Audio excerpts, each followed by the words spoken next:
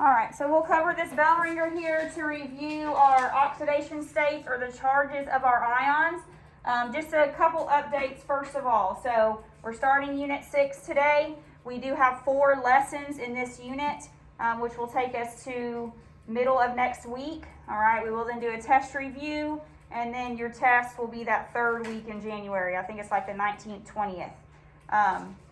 We do have a holiday on January 18th, so you won't be at school then, and your test will be then after we come back from that holiday. But that's kind of the way it has to fall in order to give you a review time for your midterm then, because the midterm is going to be the last weeks of January. They haven't come up with an exact schedule yet, but the plan is 2 midterms per day that last week of January. So that's kind of the way that this is going to fall. So we have this one last chapter to cover before we look over the midterm information.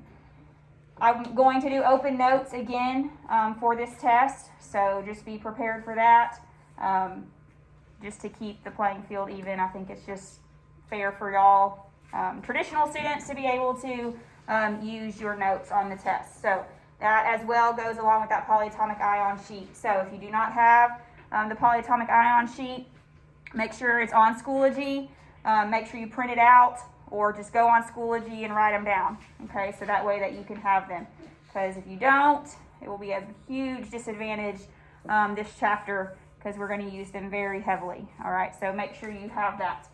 Okay, so let's review first of all our oxidation states and charges. So if we remember back way long, 3 weeks ago, right, we went over the charges based on the groups, okay? So the charges for the ions were based on the groups, based on how many valence electrons that they had, and whether they would want to give away their valence electrons, therefore being a cation or a positively charged ion, right? Our metals were all cations, and then oppositely, our non-metals would want to gain electrons in order to have a negative charge become an anion.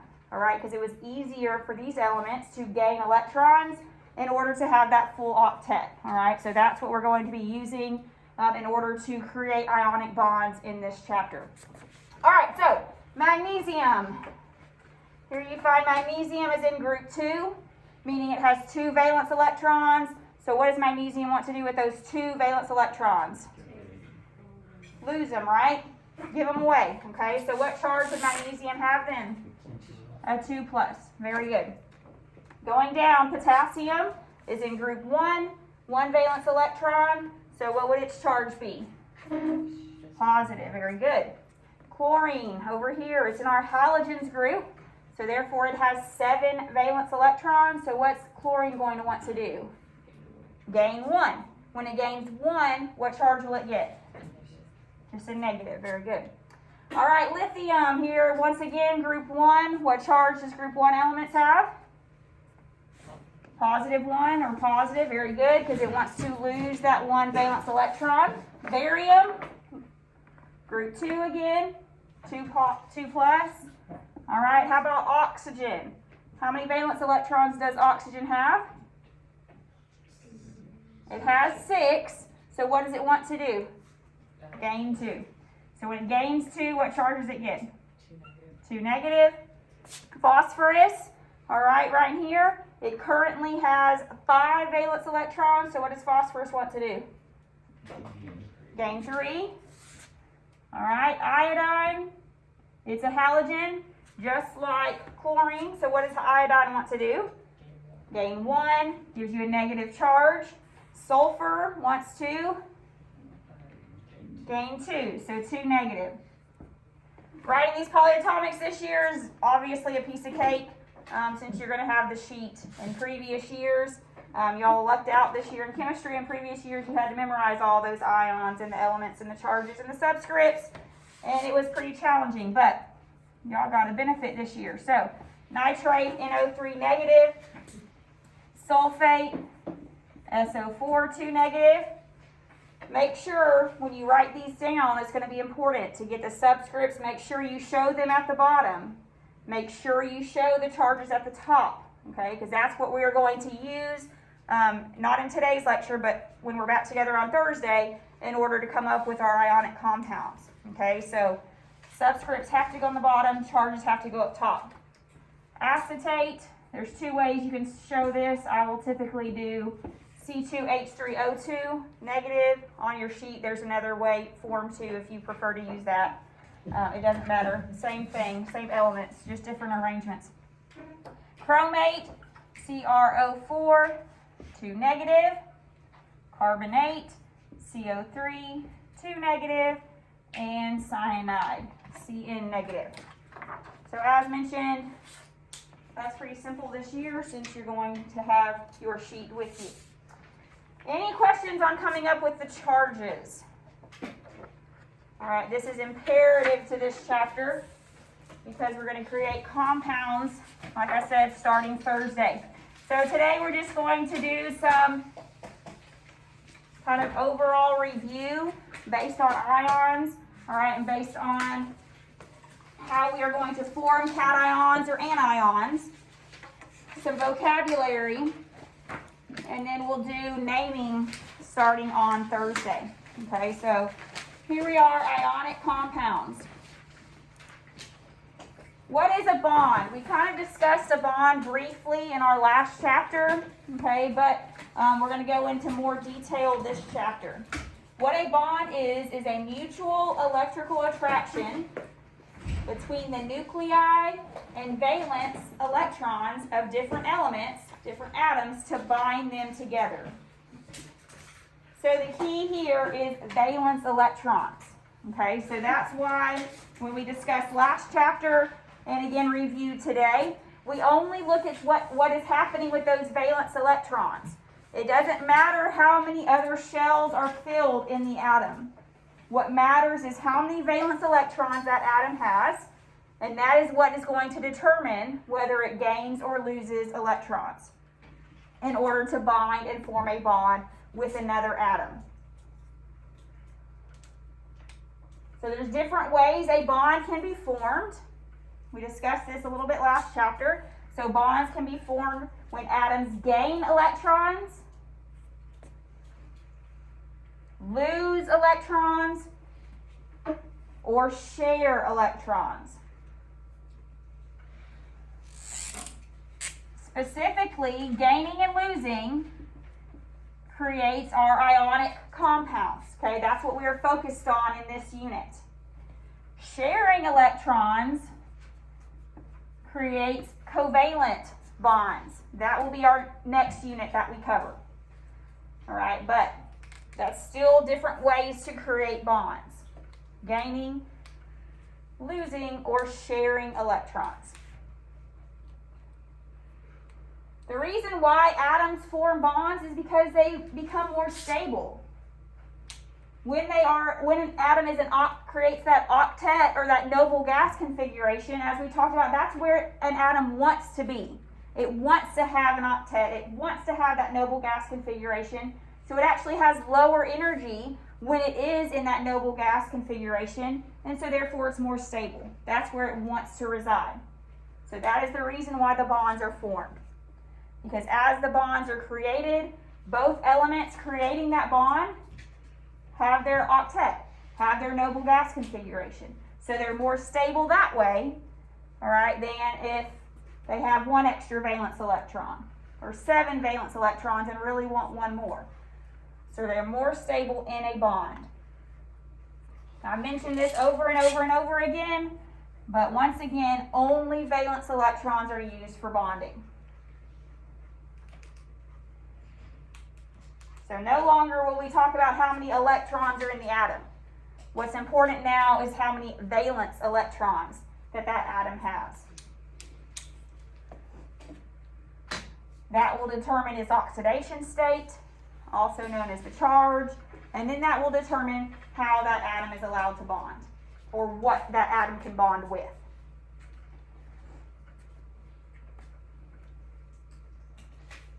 Any questions on this information?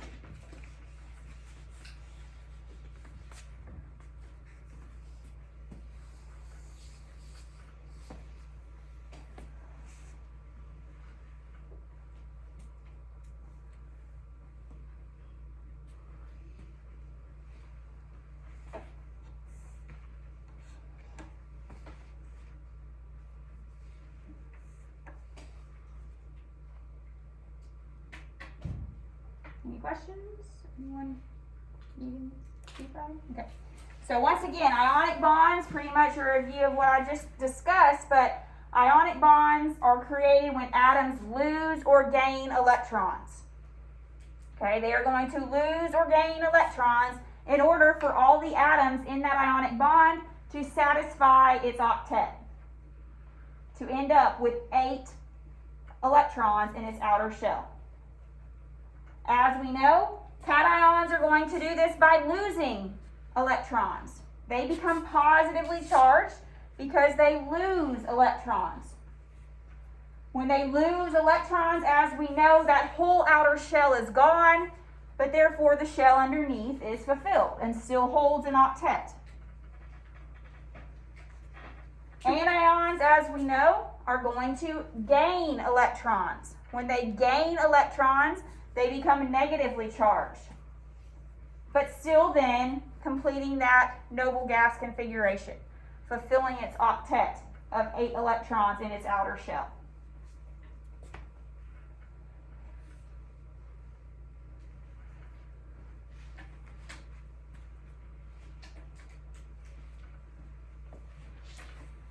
Therefore, an ionic bond is going to be created by what 2 things, do you think? A cation and an anion, right? A cation, being positively charged, is going to give up its electrons to the anion because the anion wants to take electrons in order to fulfill its octet. So together, they both can complete each other's octet. They both are more stable because they have that outer shell filled. So that is how an ionic bond is created between cation and an anion.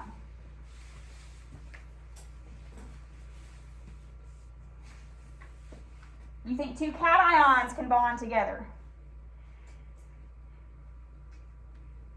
No, right? Because they're both trying to give up electrons. No one's there to take them. Do you think 2 anions can bond together? No. Okay, because similarly, they're both trying to gain electrons. They have no one to get any electrons from. Okay, so opposite charges attract. That's why a positive cation will attract to a negative anion, okay, to create that stable bond. All right, so just kind of tying in what we learned in the last chapter so that you know that wasn't all just learning for no reason. But we had 2 trends specifically that we talked about. Ionization energy, remember, was the energy required to remove an electron.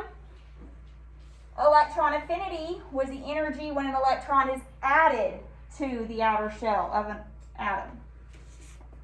So if you recall, 3 weeks ago, we said that the trend of ionization energy increased this way because it was hard to pull out an electron from an element that was very close to that noble gas configuration. Very easy to pull out an electron from the elements that wanted to get rid of their electron. All right, so we said our trend increases this way. Electron affinity, once again, increased this way because the elements closer to the noble gas configuration wanted electrons to be added. All right, so for bonding purposes, our anions had a high electron affinity and a high ionization energy because they didn't want an electron to be taken and they wanted an electron to be added. Okay, so anions are going to have high ionization energy and high electron affinity. Cations, of course, are the opposite. It was easy to remove an electron from a cation because they're trying to get rid of their electrons. And of course, cations did not want an electron to be added, so therefore it had a low electron affinity. So it would just then make sense that a cation would want to bond with an anion because we have an element over here that wants to get rid of electrons, doesn't want any electrons added.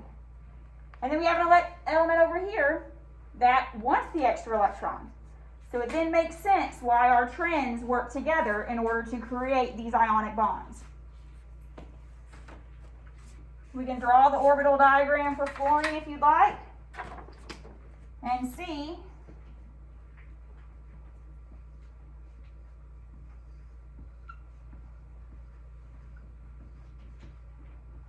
There's 7. It's missing 1. So obviously it's going to be, once again, very hard to remove any of fluorine's extra electrons because they're trying to hold on to the electrons. It has a very high, the highest of all elements that have the highest ionization energy. Same is true. High electron affinity because that element, fluorine, really wants that electron to be added to fulfill its noble gas configuration. So therefore, it's a very strong anion that wants to bond with any cation that is willing to give up a valence electron.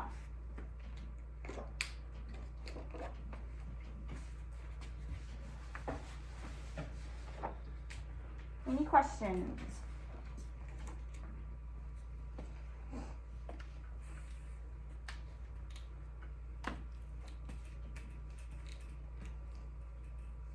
All right. Someone still writing? I'm sorry. I'll slow down.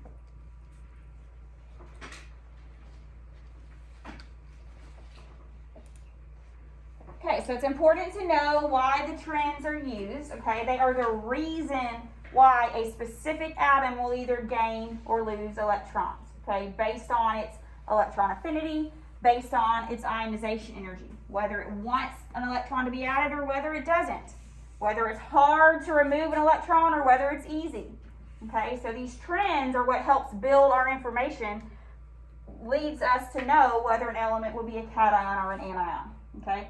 The number of valence electrons determines how many electrons are lost or gained.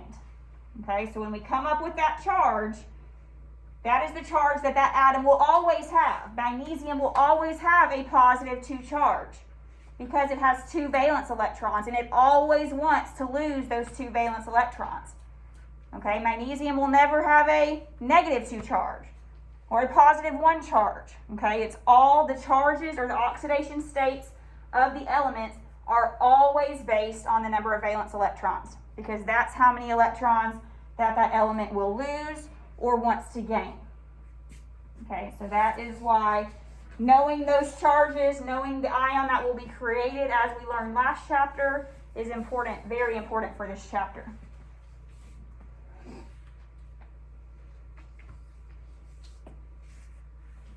Any questions?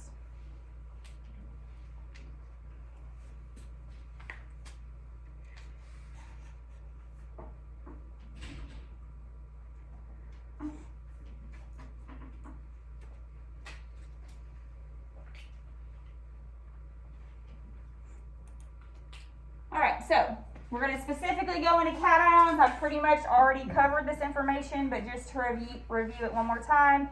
Cations, again, lose electrons, okay?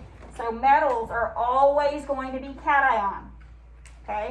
Everything from this group over on the lower than the stair step and over are going to be cations, all right? Going to have a positive charge because they want to lose electrons. They're going to have a low ionization energy, as mentioned, because it's easy to take away their electrons because they want to lose them. They're going to have a low electron affinity because they don't want electrons to be added to their outer shell. They're trying to get rid of those electrons in their outer shell, okay? We could draw lithium here and see. Lithium, as we know, only has 1 valence electron in its outer shell. So it's easy then, as we know, for lithium to lose that 1 electron rather than have to gain 7 more to complete its octet. Okay, so cations always lose electrons. Metals are always cations. Okay, we'll talk more specifically. Remember, we skipped over the transition metals when we were discussing charges. We're going to get more into those this chapter because they do have charges. All right, it's just not specified by group as the other main element groups are. So we'll get more into that in this chapter. But all metals, even transition metals, will always have a positive charge.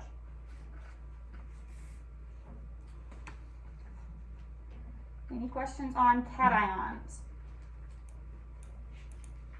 All right, transition metals. Okay. Once again, it's a metal, so it's always going to be a cation. Always positive charge. The difference with transition metals from the other metals, alkaline earth metals and alkali metals that we've already discussed, is that they can have different oxidation states. Meaning, sometimes cobalt can have a positive 2 charge, sometimes it can have a positive 3 charge. It depends on what cobalt is bonded to. And that's true with any of our transition metals. Okay? So, titanium, same thing. Sometimes it will be a positive 2, sometimes it will be a positive 4. You can't know until you determine the compound that it's bond with. What happens is that these transition metals can create what we call a pseudo-noble gas configuration.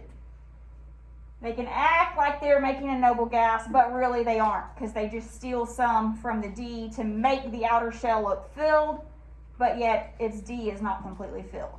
Okay, so we're not going to really go into the why as much as we're just going to learn how to know what that transition metal's charge is. Okay, we'll get into more of that on Thursday. Okay, for today and for the questions that you're going to do, just know transition metals can have different charges. But it's not known on the periodic table. I cannot look and say manganese must have a positive 2 charge. Okay, you can't know it from here. We'll find out when we know the compound formula or the compound name, okay, what that transition metal's charge is. So for now, just know it can change. But one thing is always true. It will always be positive. So don't worry about this too much. I'm not going to ask you, like I said, to show why or explain why or anything like that. Just know they're different, can have different charges. Any questions?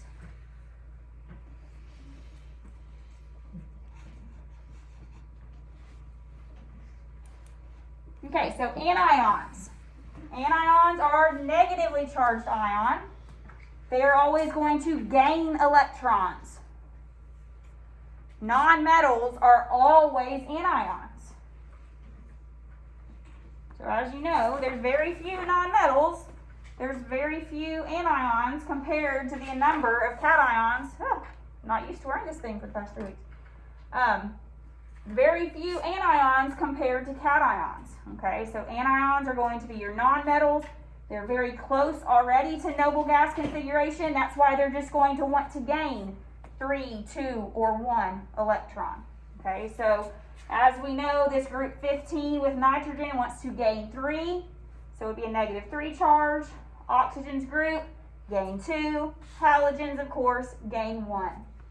All of these anions have a very high ionization energy because it's very hard to remove any electrons from these elements because they're already close to that noble gas configuration, and once again, they don't want anyone stealing their electrons. Also a high electron affinity because they want those electrons to be added. So it's easy to add electrons to these elements that are already close to that noble gas configuration because they're closer to fulfilling that octet. So once again, examples of anions are your halogens and your nonmetals. If we were to draw sulfur's orbital diagram, you would see sulfur would have 6 electrons in its outer shell. And as you can just imagine, it's easier for sulfur to gain 2 electrons than have to lose all 6 of those electrons. But for the anions, there's never a question as to what charge a sulfur would be. Always negative 2. Never a question of what a halogen would be. Always a negative 1. Those elements cannot change their charges. Okay? So whatever charge it is, always the same. Nitrogen will always be a negative 3. Okay? So the anions cannot change their charge. They can't have different charges. Transition metals are the only elements that can have different oxidation states. Any questions on our anions?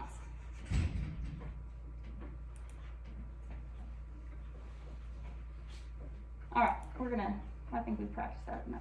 Ionic bonds. All right, we're going to cover, let me see, just a couple more. Ionic bonds are held together by what's called an electrostatic force.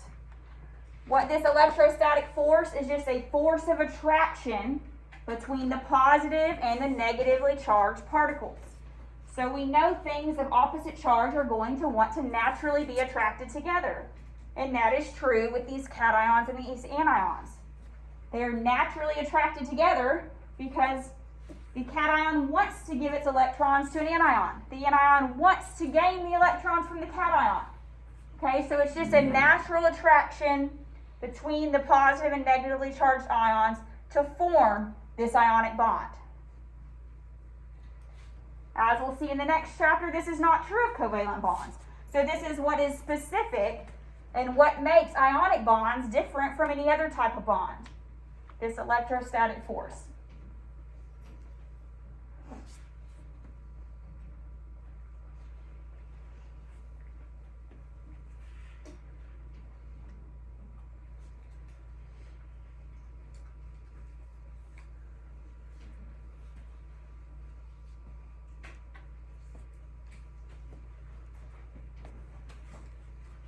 Any questions on this?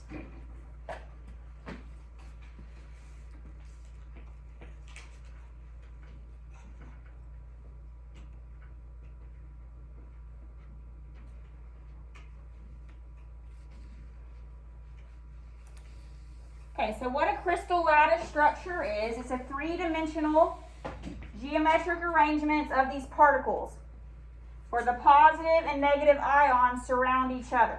Okay, it just forms this 3D structure.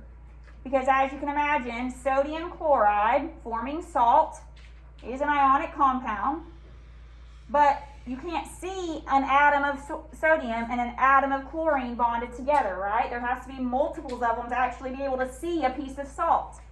Okay, so that's what's called a crystal lattice structure, when these positive and negative ions continue to bond in order to make a larger structure together. The ions are packed together in a regular repeating pattern because, of course, a positive sodium is not going to want to be next to a positive sodium. Or a negative chlorine is not going to want to be close to another negative chlorine. Okay, so they have to pack themselves together in a repeating pattern in order to have the forces of attraction between the sodium and chlorine be balanced out by the forces of repulsion. Because that chlorine and chlorine, being both negative, are going to try to repel each other. The sodium and the sodium, being both positive, are going to try to repel each other.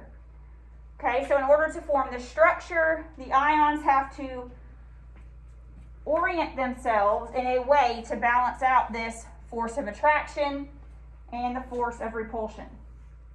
I'll show you a picture of the sodium chlorine structure here in just a second so you can kind of see how it would work.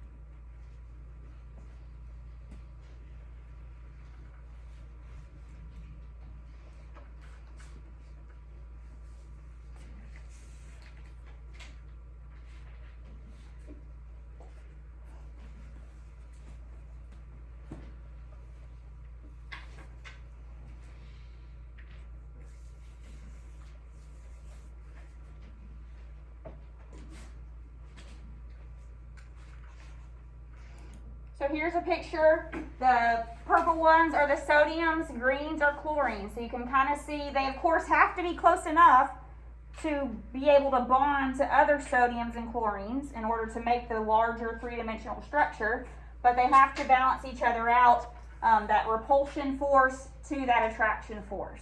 Okay. So in a solid state, just a few things about ionic compounds. Ionic compounds are non-conductors because it's solid. There's no way to conduct electricity through a solid material. The ions must be free to move around in order to have conductivity. Okay, so it's not possible in a solid ionic compound. However, in a liquid state, if it's dissolved or if it's melted, then ionic compounds are very good conductors because those ions are able to freely move around. Okay, so that's one difference between the state of an ionic compound. In a solid, it has no conductivity.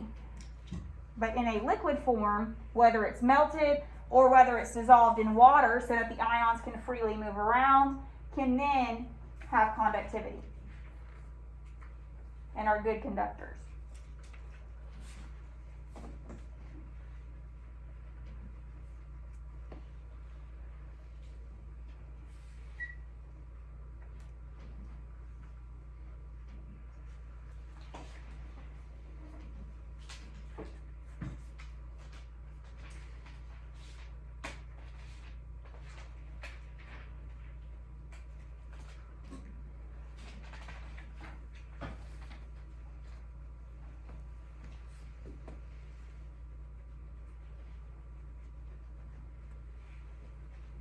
Any questions?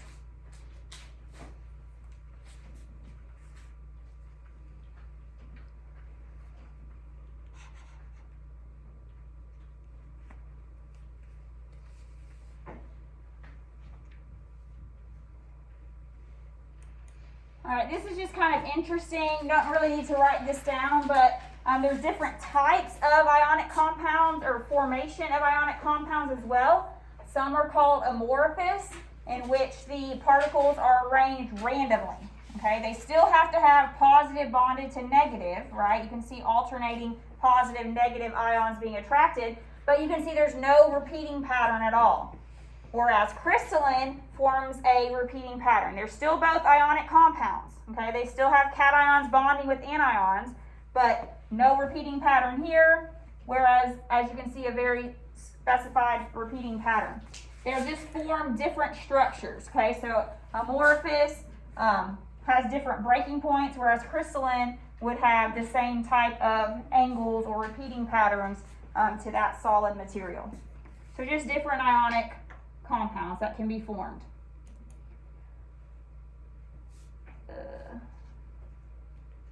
I think that's a good place to stop today. All right. So for today, that's where we're going to stop. We'll pick up with ionic nomenclature, which is really the bulk of this chapter, is being able to name our ionic compounds and come up with formulas for ionic compounds. So on Schoology, there is a 10 questionnaire thing based on what we've covered today. It's really just covering oxidation stage, which was really a review from the last chapter and that we covered briefly today. So you may use your notes while you're doing this. All right, I'll show y'all how to find it, but that's it for today.